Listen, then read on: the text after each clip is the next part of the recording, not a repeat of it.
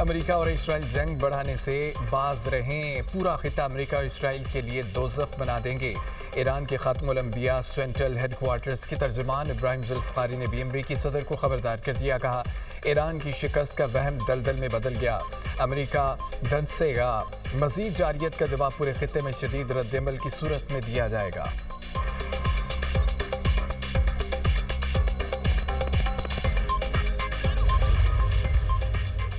امریکی جرنیلوں کے بجائے صدر ٹرمپ کو برطرف کیا جائے۔ ایران کی اعلیٰ عہدیدار محسن رضائی کا بیان، کہا کہ امریکہ کا دعویٰ ہے کہ ایرانی فضائی دفاعی نظام تباہ کر دیا ایک جھوٹ ہے، بہتر ہوتا کہ فوجی کمانڈرز کی بجائے ٹرمپ کو ہی برطرف کر دیا جائے۔ ہم اس جنگ کے لیے برسوں سے تیار رہے ہیں اور سرپرائز ابھی جاری ہے۔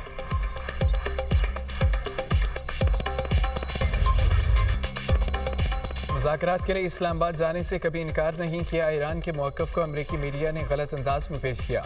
ایرانی وزیر خارجہ عباس اراغچی کا پاکستان سے اظہار تشکر، سوشل میڈیا پوسٹ میں لکھا، ہم ثالثی کی پاکستانی کوششوں پر شکر گزار ہیں، غیر قانونی جنگ کے خاتمے اور حتمی اور دیرپا خاتمے کی شرائط سے متعلق فکر مند ہیں، جنگ ہم پر مسلط کی گئی۔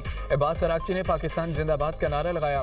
ریلی کے دوران ایرانی عوام کی جانب سے پاکستانی پرچم لہرانے کی ویڈیو بھی شیئر کر دی۔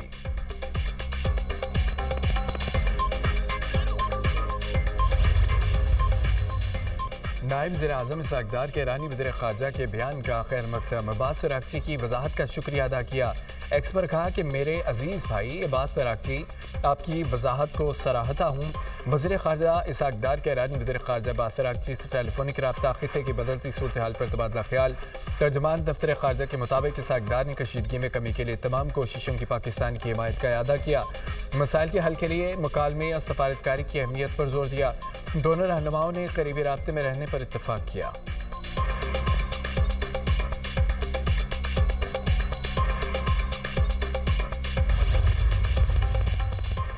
امریکہ کو ایران سے جنگ مہنگی پڑنے لگی، مزید 2 قیمتی طیاروں کا نقصان۔ ایران میں تباہ کیے گئے امریکی لڑاکا طیارے F-15 کے پائلٹ کی تلاش۔ امریکی ٹی وی کے مطابق ایک اور واقعے میں امریکہ کے A-10 تھنڈر بلٹ کو نشانہ بنایا گیا۔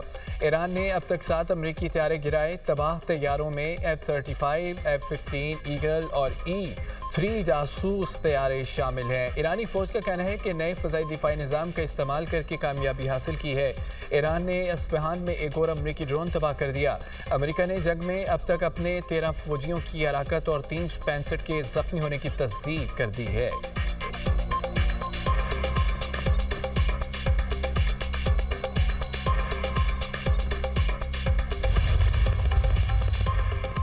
امریکہ اور اسرائیل کا بوشہر ایٹمی پلانٹ کے قریب ایک اور حملہ، سیکیورٹی گارڈ شہید، صوبہ خوزستان کے شہر ماشہر میں 6 پیٹروکیمیکل پلانٹ پر حملہ اور میزائل برسا دیے گئے، 5 افراد شہید، کئی صنعتی یونٹس کو نقصان، بیلسٹک میزائل ذخیرے کو نشانہ بنانے کا اسرائیلی دعویٰ۔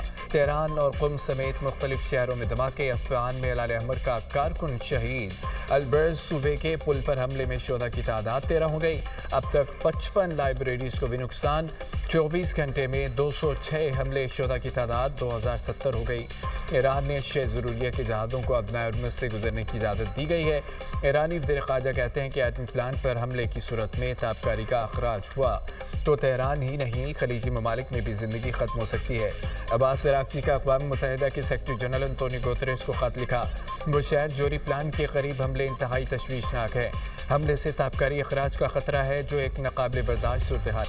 اسرائیل اور امریکی اڈوں پر ایرانی حملوں کی نئی لہر، بحرین کے شمال میں امریکی پیٹریاٹ میزائل دفاعی نظام اور کویت میں امریکی راکٹ بیٹریوں پر میزائل برسانے کا دعویٰ۔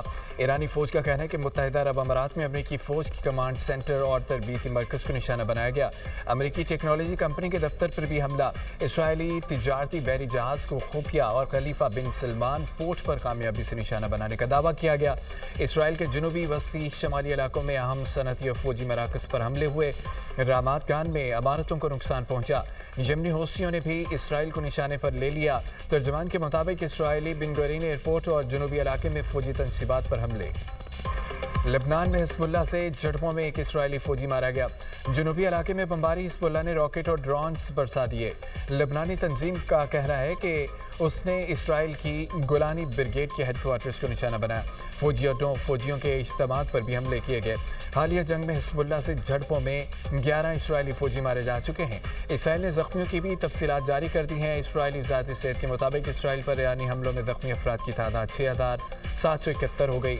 اسرائیلی اسپتالوں میں 134 افراد زیر علاج ہیں. 2 کی حالت تشویشناک ہے. دوسری طرف جنوبی لبنان کی قصبے پر اسرائیلی حملہ خاتون سمیت 5 افراد جاں بحق ہو گئے اور بطولے و شہابیہ کے مختلف علاقوں میں بمباری سے متعدد افراد زخمی ہو گئے. اسرائیلی فوج کی جنوبی لبنان کے علاقے کفرحتہ کے رہائشیوں کو فوری انخلاء کی ہدایت.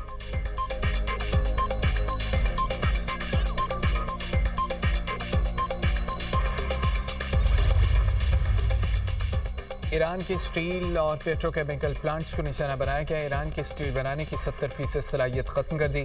اسرائیلی وزیر اعظم نیتن یاہو کا دعویٰ الزام لگایا کہ تنصیبات ہتھیار بنانے کی بنیادی مواد کے لیے استعمال ہو رہی تھیں.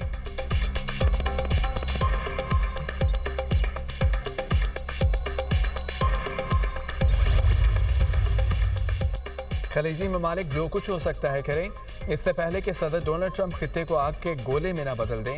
بین الاقوامی ایٹمی توانائی ایجنسی کے مطابق سربراہ کا امریکی ڈیڈ لائن پر بیان. محمد البرادعی کی اقوام متحدہ سے بھی امن کی اپیل. یورپی کونسل فرانس، چین، روس سے استقبال کیا. ڈونلڈ ٹرمپ کو روکنے کے لیے کچھ نہیں کیا جا سکتا.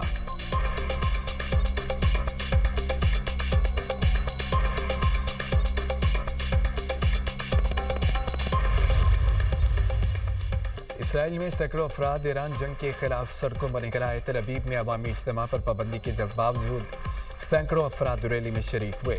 نیتن یاہو کے خلاف نعرے لگاتے مظاہرین تل ابیب کے مرکزی چوک پر جمع ہوئے.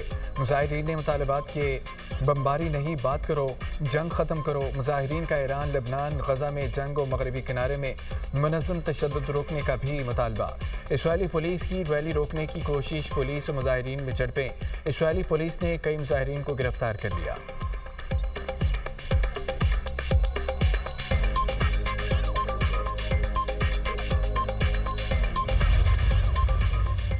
اسرائیلی فوج کا لبنان اور شام کے درمیان سرحدی گزرگاہ پر حملے کا انتباہ. ترجمان اسرائیلی فوج کا کہنا ہے لبنان شام سرحد پر المتسنہ کراسنگ کا علاقہ خالی کیا جائے. المتسنہ کراسنگ کے قریبی M30 ہائی وے پر آمد و رفت روک دی جائے.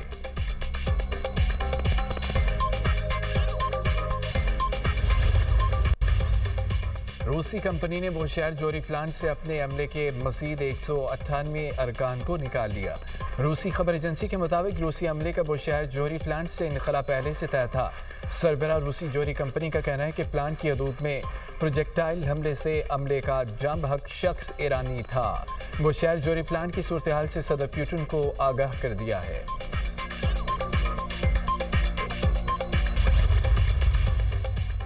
متحدہ عرب امارات کے دمشق میں اماراتی سفارتخانے پر حملے کی مذمت. اماراتی وزارت خارجہ کا کہنا ہے کہ اس سفارتخانے میں ہنگامہ آرائی توڑ پھوڑ کی کوششیں ناقابل قبول ہیں. اماراتی سفارتی مشن اور سربراہ کی رہائش گاہ کو نشانہ بنایا گیا. ویانا کنونشن کے تحت سفارتخانوں کے تحت کو یقینی بنایا جائے. UAE کا شامی حکومت سے سفارتخانے اور عملے کے تحفظ کا مطالبہ. اماراتی صدر کے مشیر انور قرقشاش کا کہنا ہے کہ سفارتی مشنز پر حملہ عالمی قانون کی کھلی خلاف ورزی ہے. سفارتخانوں پر حملہ میزبان ملک کی سیکیورٹی پر سوالیہ نشان ہے اور چھوٹا انتہا پسند گروہ ناقابل قبول ایجنڈے پر عمل پیرا ہے. افسوسناک واقعات خطرناک پیغام دیتے ہیں. سخت کارروائی ضروری ہے.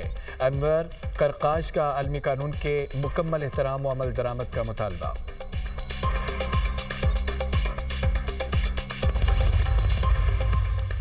ترک صدر طیب اردوان کی نیٹو کے سربراہ مارک روٹے سے ٹیلی فونک گفتگو. مشرق وسطیٰ کی صورتحال پر تبادلہ خیال. ترک صدر کا کہنا تھا کہ مشرق وسطیٰ کی جنگ نے جو اسٹریٹجک بندش پیدا کر دی ہے، عالمی برادری کو ایران جنگ ختم کرانے کی کوششیں دگنا کرنا ہوں گی.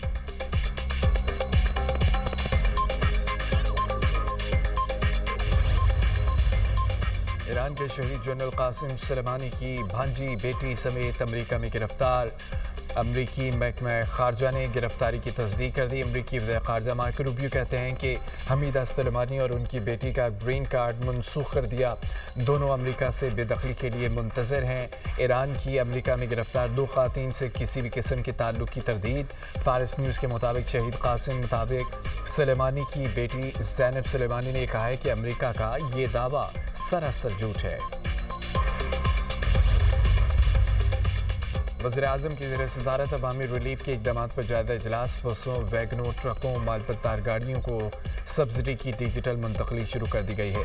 شہباز شریف نے کہا ہے کہ معاشی طور پر کمزور طبقے کے لیے ریلیف کی جلد فراہمی کے لیے کوشاں ہیں۔ مشکل وقت میں عوام کو اکیلا نہیں چھوڑیں گے۔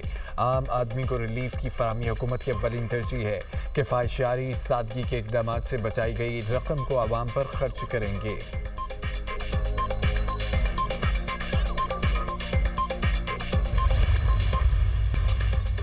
کراچی میں مختلف ٹریفک حادثات، 2 قیمتی جانیں چلے گئیں۔ قاضی گوٹ صدیق اکبر چوک کے قریب ٹریفک کی ٹکر اور راہگیر بچہ جان کی باسی ہار گیا۔ جامک بچے کی شناخت 6 سالہ احمد کے نام سے ہوئی۔